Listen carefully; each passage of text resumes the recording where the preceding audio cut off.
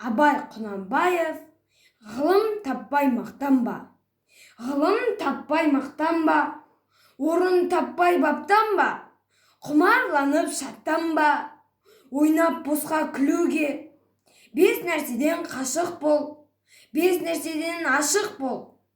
Адам болам десеңіз, тілеуің өмірің алдыңда, оған қайғы жесеңіз. Өсек, өтірік, мақтаншақ, ентек, бекер мал шашпақ.